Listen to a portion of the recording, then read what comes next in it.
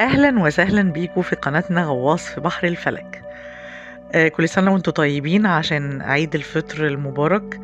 ربنا يعيده عليكم بكل صحة وخير. النهاردة هنتكلم عن برج. ناس كتير جدا لما بتسمع ان في حد البرج ده بتخاف منه. في ناس كتير واخدين فكرة مش حلوة عن البرج ده، لكن في تفاصيل كتير جدا هنقولها في الحلقة دي توضح اكتر هي مميزات البرج ده، وليه في عيوب بتخوف الناس، ومنين جات له الصفات دي سواء المميزات أو العيوب. البرج اللي هنتكلم عنه هو برج العقرب. برج العقرب طبعا الناس بتقلق من الاسم، يعني عقرب يعني سام، فالناس بتخاف. ده ناس سامة، ده ناس لدغتها والقبر، الناس دي سماوية كده. طبعا مفيش حاجة اسمها كده، يعني احنا مش بناخد اسم البرج مسلم بيه. كل حد مواليد برج فعلا بيكونوا واخدين من اسم البرج صفة، لكن مش معنى كده ان التعميم العام كده ان برج العقرب مثلا كل اللي فيه بيلدغوا سمين وبيغدروا والكلام ده. بالعكس خالص، اكتر برج في الاخلاص في الصداقه مثلا، صديق صاحبه قوي ومخلص قوي ويقف جنبك وجدع قوي قوي هو برج العقرب.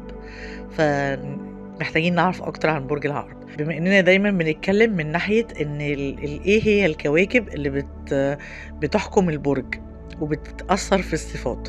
برج العقرب بيحكمه كوكبين، عشان كده هو صحابه شخصيتهم قوية. هم فعلا برج العقرب شخصية قوية، يعني ما نقدرش نقول عليه شخصية صعبة أو وحشة، لكن نقدر نقول إن فعلا مفيش حد برج العقرب شخصيته ضعيفة، نادرا جدا. يعني ممكن النشأة أو حاجة هي اللي تؤدي لده، لكن برج العقرب ليهم شخصية. اللي بيسيطر عليهم برجين مش كوكبين، مش كوكب واحد، وده برضو مديهم ثقل شوية في الصفات وفي الطباع، مختلف شوية عن بقية الأبراج، لأن هما كوكبين مش سهلين، مش من الكواكب اللي هي بسيطة. هو اللي بيحكمه كوكب المريخ، كوكب بلوتو.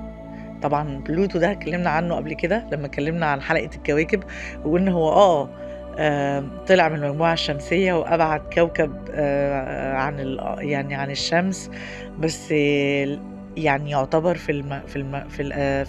في الكواكب اللي اكتشفت، يعني من ضمن أبعد الكواكب، لكن برضو احنا قلنا ان هو ليه تأثير قوي شوية.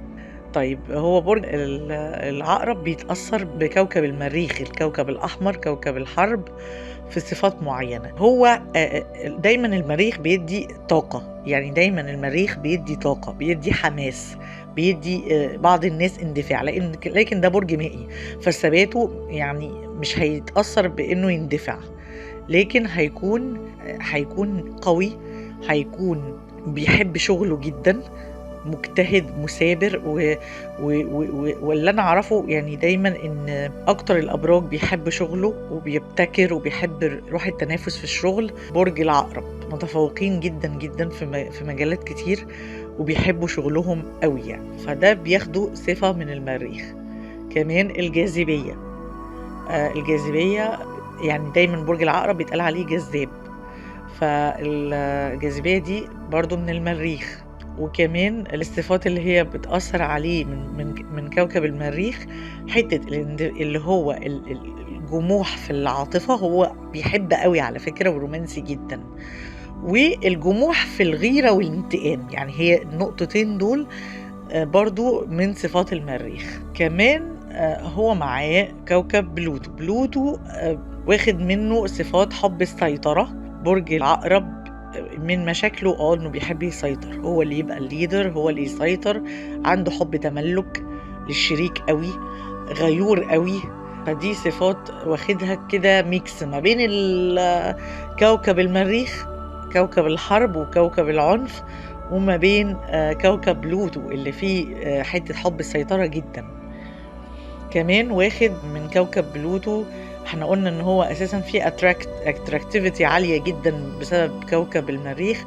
كمان كوكب بلوتو مديله شوية جاذبية في الإطار انه يجذب الجنس الآخر، هو شوية من الناحية الجنسية عنده جاذبية برج العقرب دونا عن بقية مواليد الأبراج كلها. ايه كمان اللي بيديهوله كوكب بلوتو، ودي أهم صفة، ناس بتتضايق منها الغموض، هو غامض جدًا، ما بيحبش حد يعرف عنه حاجة، لكن في نفس الوقت فضولي جدًا وبيحب يعرف كل حاجة عن كل الناس، بس يعني إيه، من باب إن هو ذكي، هو ذكي جدًا فإيه، فتلاقي يعني بيكتشف الأمور، بيعرف إزاي يطلّع الخبايا هو لوحده، بذكائه، بفطرته، بفطنته، بيعرف لوحده الأسرار، لكن هو سِر وبير غويط أوي ما حدش بيعرفه، عاطفي جدًا، لكن ما بيأمنش لحد بسهولة، لكن لو حَب بيحب يعني جدًا، بيحب يعني حُب قوي جدًا،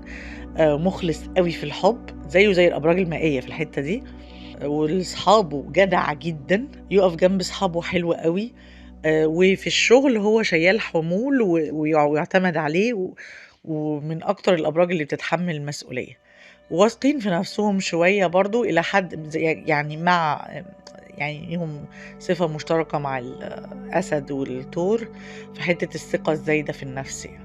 فيعني هم من الأبراج الكويسة جدًا في مجال إن أنت تعتمد عليه، يبقى حد مسؤول، يبقى leader كويس جدًا، مُخّه نضيف جدًا، يعني أبراج اللي هي الأبراج الذكية الشاطرة القوية الرصينة، طبعًا العقرب.